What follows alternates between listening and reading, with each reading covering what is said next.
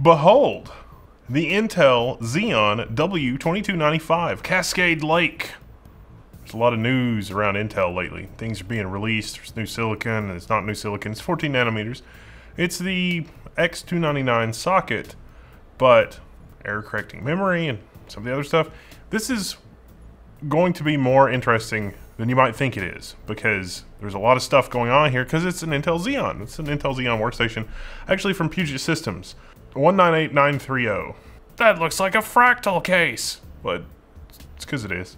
And the most interesting tangent of this that no one's really talking about, this Xeon, this 2295, this is what Intel is selling, certainly where money is no object, for the fastest qualified 18-core CPU that they have, the Xeon W series, guaranteed to work no matter how much you're slamming against the wall. 24/7 stability, lab stability, research stability, fleet of machines stability.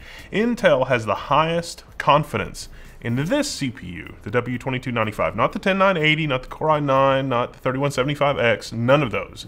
The W2295 is the highest end workstation 18-core for this socket CPU that's available right now. The Xeon W, the W is characterized by workstation, so it's going to run hotter, generate more clock speed. It's going to have a higher clock speed, generate more heat than typical Intel server parts.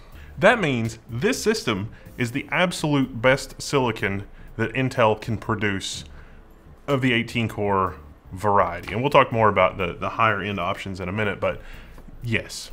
For my testing, this system tops out at about 4.6 gigahertz, and it's from Puget Systems. Puget Systems, fortunately, was kind enough to supply me with a loaner system that was built to my specifications. So thanks, Puget. Let's take a look. All right, so taking a look inside the system, the first thing that I noticed is the AIO. It's a Corsair AIO, but it's 140 millimeter, and it's mounted on the back, and it's sucking air in from the back, and then we've got a fan in the top acting as an exhaust. So we've got the fractal exhaust grill in the top, but this system is quiet. Even running the benchmarks, even with the fans ramping up, it is shockingly quiet. The loudest thing in the system was by far the blower style GPUs, and that was only when I was running the Sci-Far 10 test data set, when I was trying to figure out how many cats per second. But the complexity with the cats per second thing is that depending on which algorithm you use, the number of cats per second will be dramatically faster or slower, because there's a competition to find the best algorithm to go through the data set now. What a time to be alive. I like the blower style GPUs. This does not get said enough, so pay attention. This is actually really important. A lot of people really hate on blower style GPUs, but for researchers, machine learning, if I'm going to build the AI hotel from Altered Carbon, this is the perfect configuration. This allows for density because it's sucking air in from the case and it's blowing the hot air to the outside. Anything other than a blower configuration is mostly going to exhaust the hot air into the inside of the case. This is suboptimal because it means that you now have to get rid of that heat inside the case. And a 140 millimeter exhaust fan in the top is not gonna do it. You need more powerful airflow inside the case, which translates to noise. The blower style, under normal operating conditions, not overclocking, not gaming, doing regular research tasks, are going to be barely audible. In heavy research, yes, you'll be able to hear them, but I promise you that unless you go nuts adding a ton of fans, this will be the quieter configuration versus using high CFM, high pressure fans in the same position scattered throughout the rest of the system. It's also the case that if you've got a stack of GPUs here, it may be an impossible cooling situation because the heat from one card will be sucked into another card, and then you just end up with this thermal runaway situation, and it's not a good situation. A fan that explicitly takes air from the inside and then exhausts all of the air out the back is better, though that may be less overall airflow than some ridiculous card like the EVGA FTW3, which is the 2080 Ti that I have and love. I've also got the Gigabyte Windforce, which is a more reasonable card because it's 2 slots and change versus the FTW3, which is like a cinder block. It's a cinder block of a graphics card. I would not want to cool 2 or 3 or 4 FTW3s in this configuration. Like, it's not going to happen. It's not going to do well. The other nice thing that Puget has added is this sort of laser cut looking clear plastic mounting thing for the GPU. Not only is there no GPU sag, look at this. UPS could use this system as a football, which I'm sure that they do, and the GPUs are not going anywhere. That's the other advantage of this AIO, is that instead of having a tower cooler here, where some vendors will futz with a shroud or something to try to direct the airflow over the tower, and that can work, but sometimes in shipping, the heat pipes are the weak point there. They will bend a little bit in shipping, and so like maybe there's a bracket on the side. The AIO is an easy way to deal with that it's fairly reliable. And the heat load from this 18-core CPU is not insubstantial. I mean, for my testing, and you'll see later in the video, I was able to overwhelm this particular AIO. Although I think that may be down to some particular problem with this machine, or Linux specifically, because I did almost all of my testing in Linux. And because I did almost all of my testing in Linux, I'm not 100% sure that the motherboard fan controls were working properly. It should be controlled by BIOS, but I'm not sure that the fan on the AIO was really ramping up properly, because I could never hear the fan on the AIO. I tried to set it to 100%, but ultimately added ye old Noctua Industrial, the NF12 Industrial PPC 2000 RPM. Not the quietest fan that Noctua has, but if you need to move a lot of air through a straw, this is going to do it. This fan is great for that. Another surprising thing about the Asus workstation board is that there are only 6 USB ports at the back, 4 USB 3 and 2 USB 3.1 Gen 2 10 gigabit ports. That is an uncharacteristically low number of USB ports for Asus, even on a workstation board.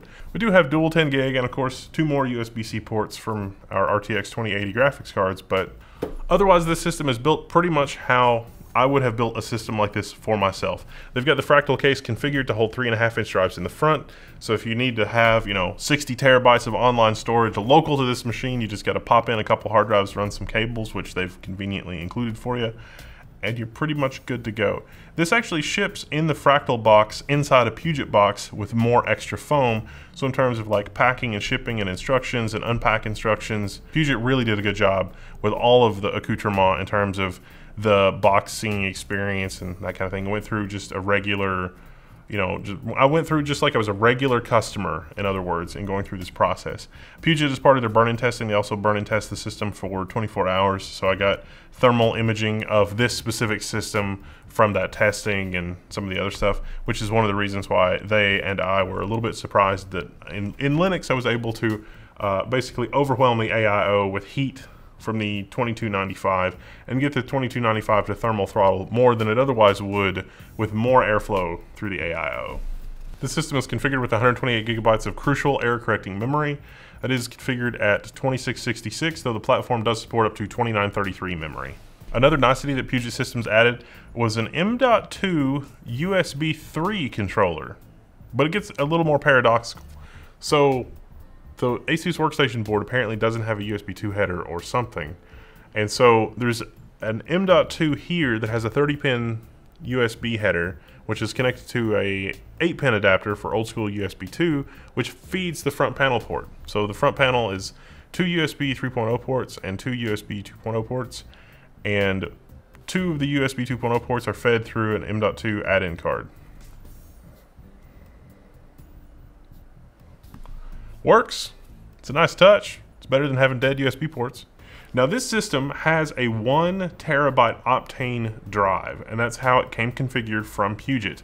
Octane uses 3D X-point memory, and that has about half the latency of NAND flash that you have in a typical SSD. Of course, it's also 10 times more expensive than NAND flash. So sometimes you hear people ask about QDepth 1 when they're talking about Octane. And what does that mean? Well, some programs, some poorly written programs, will only run as fast as one thing at a time being read from disk. You ever play that game where you get a clue and you look at the clue and it says go here and find another clue, and then you get that clue and you go and find another clue, and then you get that clue and you go and find another clue, and it's just sort of this endless sequence? Some programs are like that. You don't know the next thing that you need until you read the current thing from the disk. So the deal with 3D X-Point memory and Octane specifically is that the latency between asking the disk for a block of data, a clue, and the time that the disk returns it is about half that of NAND flash, or about twice the latency of main memory at about 2666. So that's quite fast. So that means that when you're adventuring and playing the chase down a clue game with your computer programs, Octane is remarkably fast, extremely responsive. The problem is that competitors like Samsung have done a lot of software optimizations for NAND flash. So the NAND flash M.2 SSDs and higher end SSDs have programs on them that are designed to really just sort of take advantage of the fact that those programs are written poorly. Like the software that's running on the computer on your M.2 knows that there are other programs that are written in a brain-dead way. So there's actually memory and a processor and like a computer within a computer on the M.2 that tries to outsmart the other program that's running to maintain a cache for RAM that is on the M.2. And so effectively that kind of hides some of the latency of the M.2. So imagine if you knew where the location of all of the clues were ahead of time, and you could send all of your friends to go and get all of the clues simultaneously. Well, that's kind of how NAND flash is built, and to a certain extent that's how Octane is built too, because it can service a lot of requests in parallel. And most programs can actually operate that way. Most programs have some idea of the kinds of things that they need, so it can queue up a multitude of requests. And so in that case, the queue depth is more than one. But when you're doing the find a clue game, the queue depth is 1, and the performance is usually measured in tens of megabytes per second, tens of millions of bytes per second, not 2 gigabytes per second, 2 gigabytes, 3 gigabytes, 4 gigabytes, 5 gigabytes per second, which is the current range of the lower end to the high end. SATA is on the order of about 550 megabytes per second, give or take. That's the operational range of storage devices that we have today. And Octane, in terms of throughput, how many friends you have fetching clues, well, Octane is less. That's what the throughput is less. But the friends that you do have are twice as fast. So even though you have fewer friends, they're twice as fast. And let's face it, none of us have friends. I mean, not really. The light has gone, but I still work. Anyway. I'm only kidding. Of course we all have friends. Come to the level 1 forums and we'll talk about your build and the crazy stuff that you're doing, because woo! Octane really is insanely fast. Like 3D X-Point memory, I really can't wait for the next generation. So, commodity prices on 1 terabyte of NAND flash, about $100, about $200 for the premium. Commodity prices for a terabyte of Octane, about $1,000. And the reason it costs so much is because for some jobs, it is insanely fast. Those 4 terabyte hard drives that Linus and I got that were insanely cheap, well, not insanely cheap, and they were $400. It was about $100 a terabyte. Also Intel, but NAND flash, not Octane. And the reason they were so cheap is because there was a certain provider that was shedding all of that equipment, and Octane was that much faster for them that they were like, you know what? Screw these 4 terabyte flash drives. Let's get Octane. Really can't wait for the next generation of Octane to be quite a bit less expensive. So, if you configure this system, you can save a bunch of money by ditching Octane. But if the 10x price premium doesn't scare you off, well, I mean, it is the most premium storage medium that you can get right now. It is only for the most refined of storage palettes, if you were. So I did a whole suite of workstation-y canned benchmarks testing this machine, mainly around the CPU, but also our extra fancy RTX 2080 GPU configuration. Thanks again, Puget. This thing is insanely fast. I mean, it really is. I also included in the benchmarks comparisons against the current and prior generation AMD parts. And the 10980, because you gotta compare it against the 10980, right? Technically, the 10980 in these benchmarks is overclocked, because you got XMP for the memory, so the memory was running at 3200 or something ridiculous like that. Details are in the Phoronix benchmark link.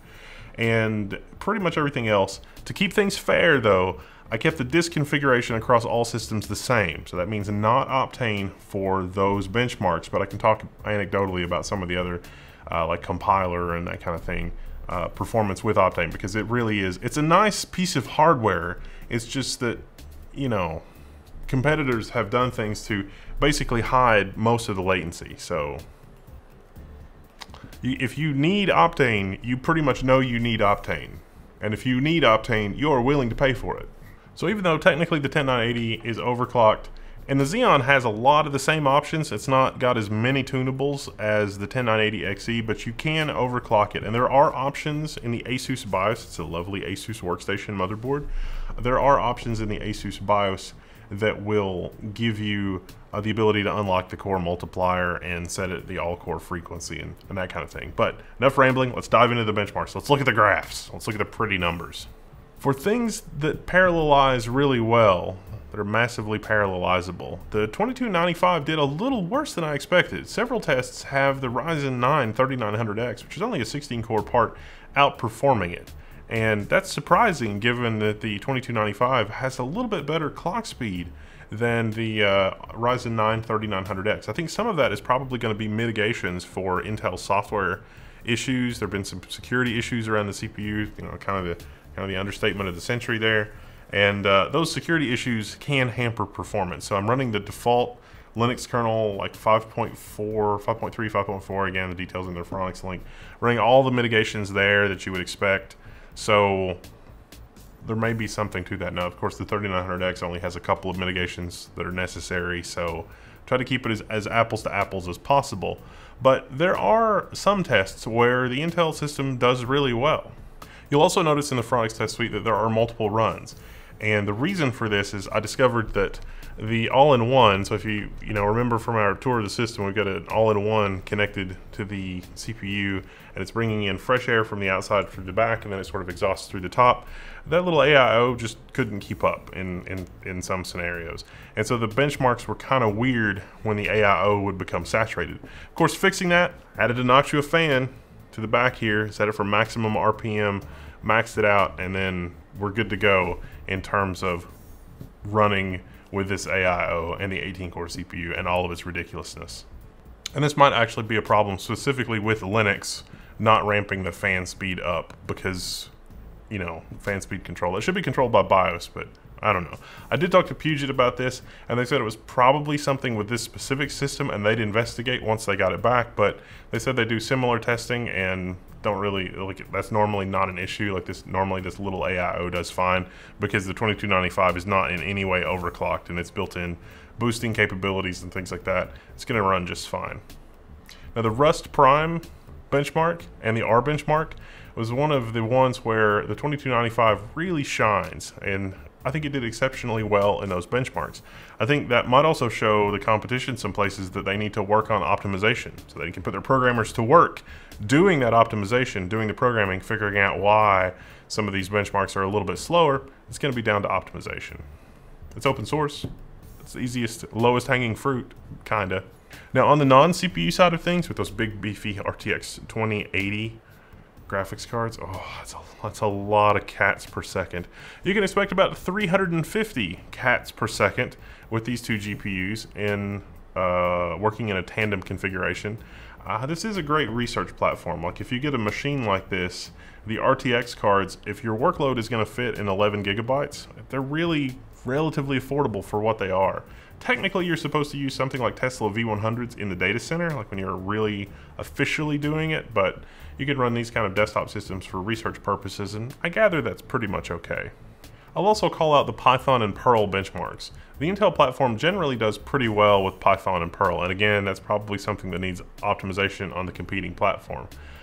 This is a pretty beefy system, and I don't think that there's any kind of a problem with like the RAID array, so like same disk configuration across all these test systems is a 4-disk RAID array, and like having that feed the system and do the benchmarks really is not going to be a bottleneck. It's all going to be down to the CPU, and you can definitely see that in some of the 3990X benchmarks. It's the Threadripper comparison part, which is a 64-core part. I mean, 18-core versus 64-core, that's not really a fair comparison. And also, the 3990X costs $4,000, so For CPU-based renderers, of course, the more cores you have, the better it's going to do. Curiously though, this is one of the many core workloads that did not experience thermal throttling with the Puget system's default configuration on Linux. I find that a bit paradoxical, especially when the system was, fully loaded. Every core was just going to the max. There's probably a reason for that, but I will have to dig deeper in order to figure that out. I'm not really sure. Maybe AVX 512 really taxes the system. That's peak power load. I'm not sure. Maybe some of the other benchmarks. There's bound to be a reason, but I'm not going to suggest a particular reason for that yet. There's also Sysbench and OptCaret, which I will call attention to. Oh, and the PHP benchmark, of course.